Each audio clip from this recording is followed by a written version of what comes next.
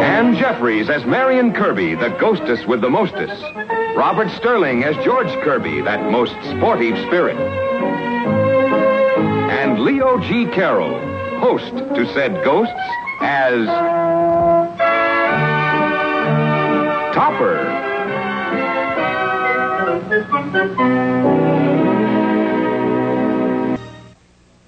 One of these days you're going to succeed in getting me fired. Oh, that would be wonderful. Then you wouldn't have to go to that tiresome old office anymore. Yes, and I wouldn't have any of that tiresome old money either to pay for gin and broken windows. Oh, with your millions, who needs money? My millions. That's right, Topper, old boy, and here's the first installment. I was practicing chip shots out in the backyard, and I found this. George, how many times do I have to ask you to replace your divots? But this isn't a divot. Look at it closely. What is it? A dirty rock? I'll say it's dirty. It's filthy. Filthy rich with uranium. And there's a whole pile of them in the backyard, just like that. Oh, now, George, calm down. I don't know what makes you think that this rock contains uranium. Oh, you don't know. Well, Topper, old pal, can it be possible that you are unaware that your modest friend, George Kirby, is the only man, dead or alive, with a built-in Geiger counter? Whenever George gets close to uranium, his teeth click and his nose lights up. I'll get that. Good morning, sir. My name is York, Harry York, but you can call me Mr. Opportunity. Oh, well, it's very nice meeting you, Mr. Opportunity, but it so happens that I'm just leaving for my bank. As soon as I've changed clothes. Ah, but a thinking man such as yourself must be interested in uranium exploration. Now, I happen to have here a scintillator, which is absolutely the greatest detector of radioactivity you ever saw. Uranium? Radioactivity? This is our boy. Yes, but I'm a banker, not a prospector, Mr. Opportunity. Just a quick demonstration. No. Stop quibbling, Topper. We've got a chunk of uranium. Let's see if this gadget works. Bring him in the living room, George. Walk this way, please. No use fighting an old boy. It's bigger than both of us.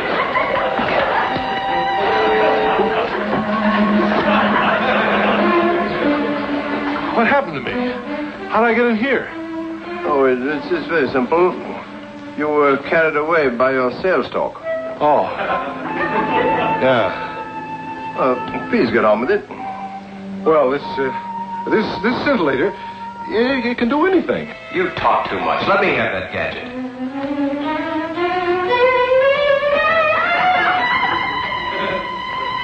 How did you do that? It's not me, it's the machine. You said it can do anything. Yeah, it can, can't it? Well, to start this machine, you just turn this little gimmick right here. Why, there's uranium. Right here in this room. This rock must be almost solid uranium. Well, what that done it, Topper? I still don't believe it. Well, you don't have to take my word for it, but you've got to believe this machine. If this machine says that's uranium, that's what it is. Now, as to the price of this scintillator. We're not buying. George, get rid of it. Let go! Hey, cut it out! Go on me! Hey, cut it out! Well, Toppy, aren't you going to say something nice about George now? I suppose I should. How did the idiot do it?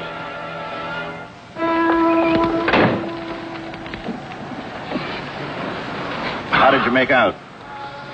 Oh, the guy's a mark, all right, Burton. But what a squirrel cage that is. Would you believe me if I told... No.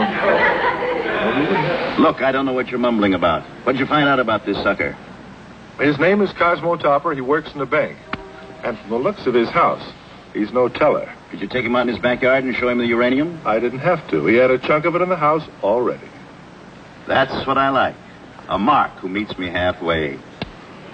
I think it's time I'd met Mr. Topper.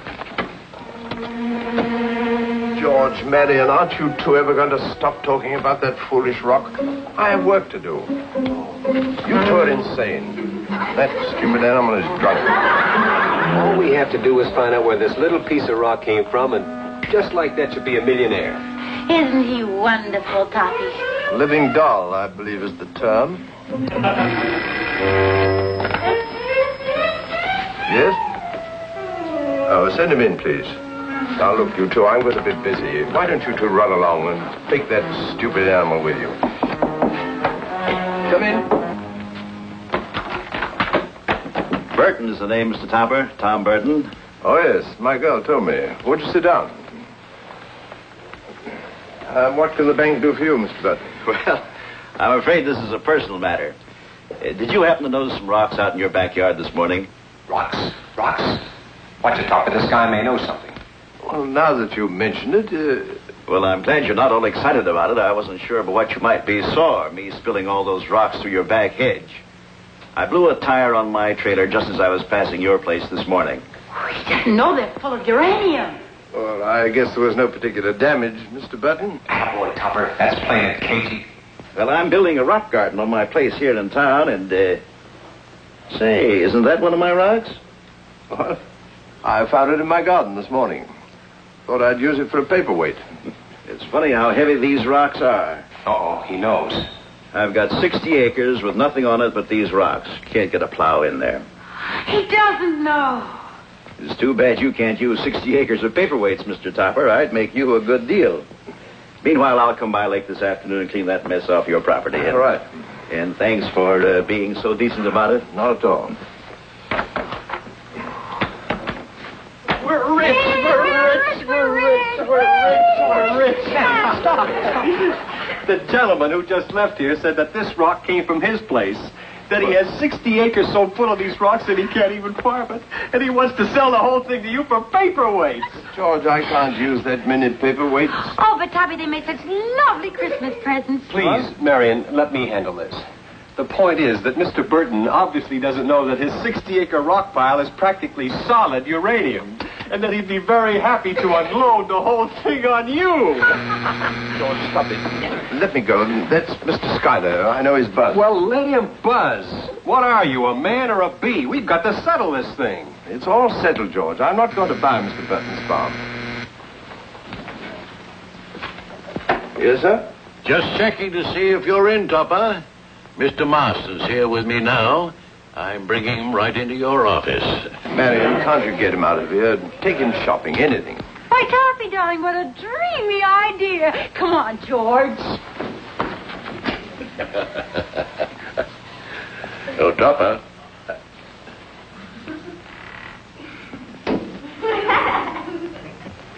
You're Mr. Marston, aren't you? Yes. How do you do? I'm delighted to make your acquaintance. Here's your paperweight, sucker. Come on, George. What's going on here? What is that? This is... it's a rock. Well, who threw it? No one threw it. Just a friend of mine practicing his tennis service. With a rock? Strengthens the wrist. Topper, what's the matter with you? What tennis service? There was nobody at that door. Quite. A new play. Secret Service. Topper, Mr. Marston is here on business. Now, if that's clear, I'll leave you alone with him. Rock's tennis service. Sit down, Mr. Marston. Yes. Playing tennis with a rock. Secret Service.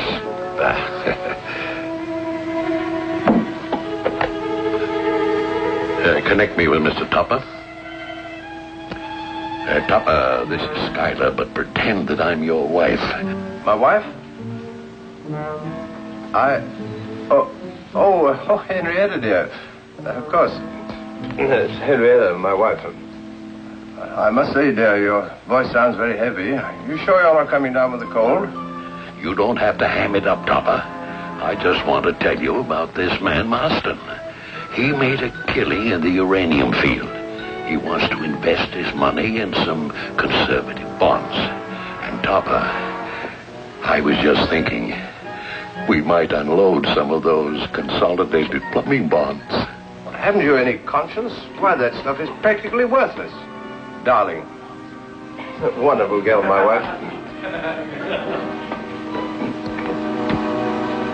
Oh, well, you're the boss, sweetheart.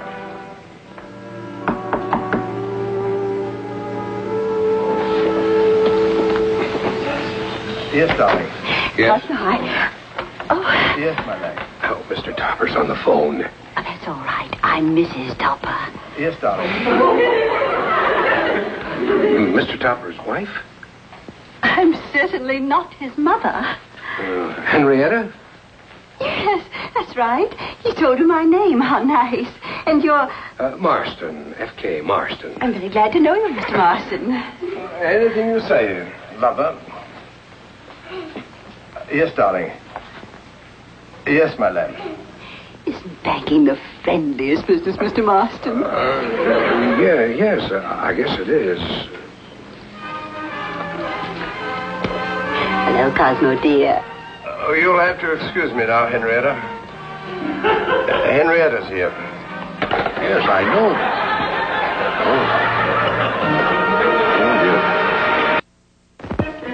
It's uranium ore, all right. There's no question about it. And you say Topper had it? Yeah, said he found it in his backyard this morning. And he doesn't know what it is? Oh, would he be using uranium as a paperweight? No. You know, Mr. Schuyler, when I came here, I thought that I was through wildcatting uranium strikes. But this is too good to pass up. I want to buy Topper's house and lot, his whole neighborhood. Can you handle the deal for me? Well, on one condition, that we're partners. Now, remember, we don't want to cheat Mr. Topper. We'll offer him a good price. Well, a fair price. I wonder how much he paid for that property. Well, we couldn't expect him to take a loss. Not a large one, anyway.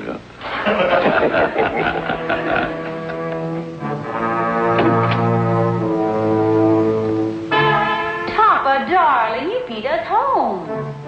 George? Marion? What have you done now?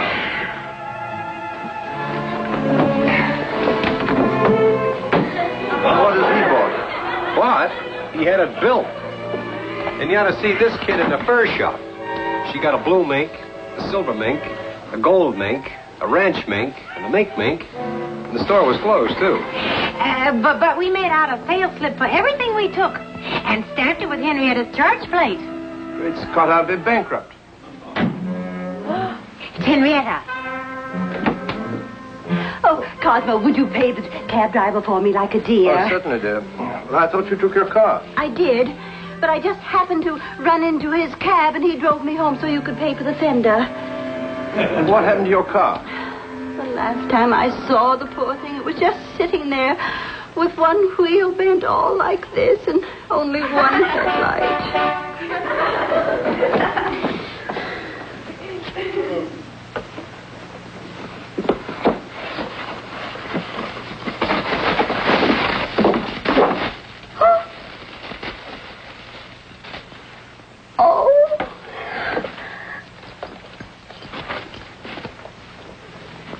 Well, I got off easily that time. Under $70. You know, my dear, we'd be ahead. Cosmo Topper. What? You're the most wonderful, the most unpredictable husband in the whole world. I was worrying all the way home, afraid that you'd scold me for having had that accident. And now look at this beautiful surprise.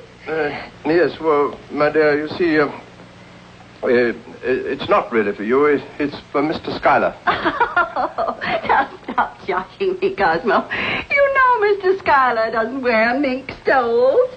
And what are all these? What? Oh, Cosmo. Oh, aren't you wicked? I'll probably be burned as a witch if I'm lucky. Topper, Henrietta, Mr. Marston and I were just passing, and we thought we'd drop in for a visit. You're not leaving, are you, Mrs. Topper? I was hoping to see more of you. Oh, no, I'm not going out. Mr. Topper just gave me this stole, and I was trying it on. Isn't it divine? Yes, dear. Perhaps you gentlemen would like to go into the living room. Yes, thank you. George, do something. Henrietta's taking all my lovely things upstairs. Forget that. Now we've got to help Topper. These two characters are hatching a plot. And if I know Schuyler, that's bad news for Topper. Hey, Topper. What do you want? Now hold still while I talk. These guys came here to rob you, Topper. I know. And when George says he knows, Topper, you know he knows. He knows. Will you two stop talking nonsense and get out of here? Topper, did I hear you correctly? Of course you didn't, Mr. Schuyler. I was just telling you that I was going to offer Mr. Topper $25,000 in cash for this house. That is, if Mr. Topper wants to sell. 25,000? I wouldn't take 50,000. I understand, and I'm willing to meet your price.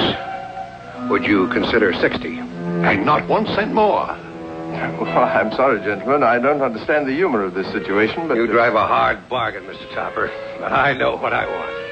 I'm going to write you out a check for $100,000. That's my top bid. You don't have to give me your answer now. Sleep on it. Talk it over with Mrs. Topper. You can let me know through Mr. Schuyler tomorrow. Excuse me, gentlemen. I'll get that. You don't escape me that easily. Oh, no. Here you are. $100,000. Oh, Cosmo, I'm sorry to interrupt, but Mr. Burton here says you're expecting him. Something about some rocks out in the yard. Oh, yes. Heavy rocks? With a black streak through them? That's right. You must have seen him, too. Burton is my name. How do you do? I blew a tire on my trailer this morning and spilt them onto Mr. Topper's lot. I'd better get them off his lawn before he starts charging me rent. You were hauling the rocks? Yeah, from my farm. I'd like to look at those rocks, if I may. Be our guest. Meanwhile, I'll just hold on to this. Naturally, I can't pay too much for your farm, but if you're interested in selling... How about 25,000? That cash money? Well, gentlemen, you just bought yourself a load of rocks. Good. We'll go down to the bank and close the deal right away. I'll join you gentlemen out in the car in just a minute. Now that we've made a deal, Topper, I'll let you in on a little secret. Mr. Marston and I have just acquired 60 acres of uranium for $25,000, and you didn't know a thing about it. That's the difference between us, Topper. I get things done, while you're still wondering what's happening.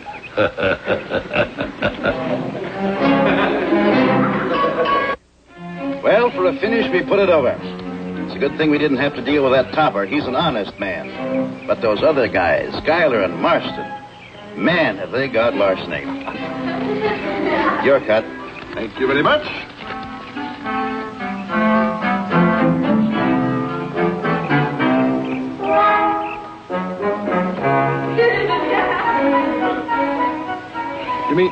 You mean this is all the money you got for that broken down old farm? Yeah. Any complaints? Hey, keep your hands off me. What are you talking about? I'm not touching you. Keep your mitts out of my pocket or I'll powder you. Look, big shot. 2 hands. That's all I've got. Stop! You're choking me. You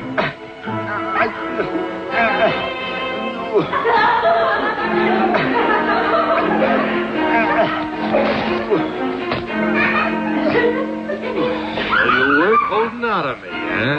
Well, Why, you dirty double-crosser, I'll teach you a lesson. You won't forget in a long time.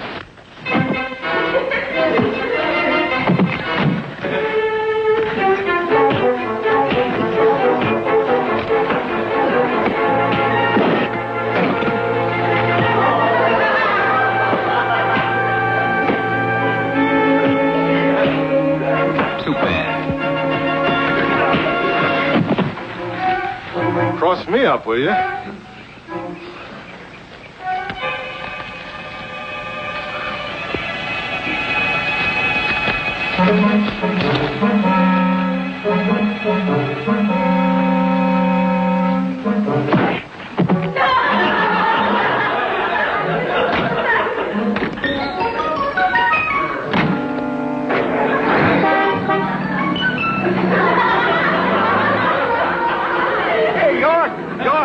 Come back here, you dirty rotten thief! I'm here.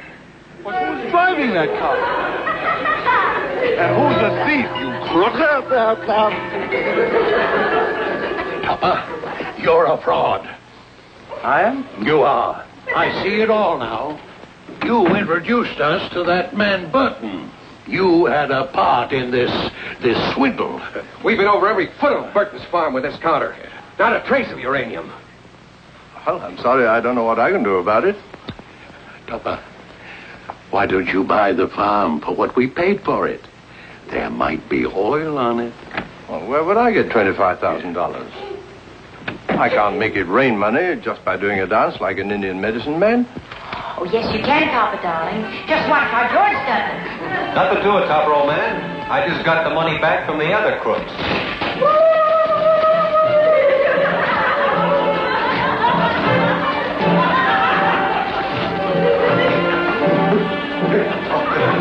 You did make it rain. And inside the house, that's making it rain the hard way. Hey, Doc, are you going to dance with me, honey? Don't do it. Don't say no more. Come on, Topper, get in the groove, man. Make like a real crazy Indian, man.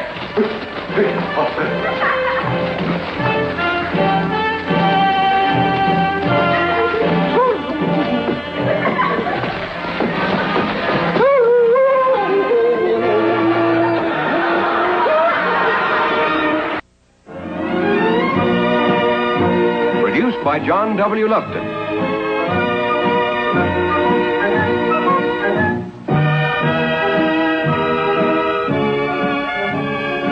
A John W. Lupton, Bernard L. Schubert production. Starring Ann Jeffries, Robert Sterling, and Leo G. Carroll.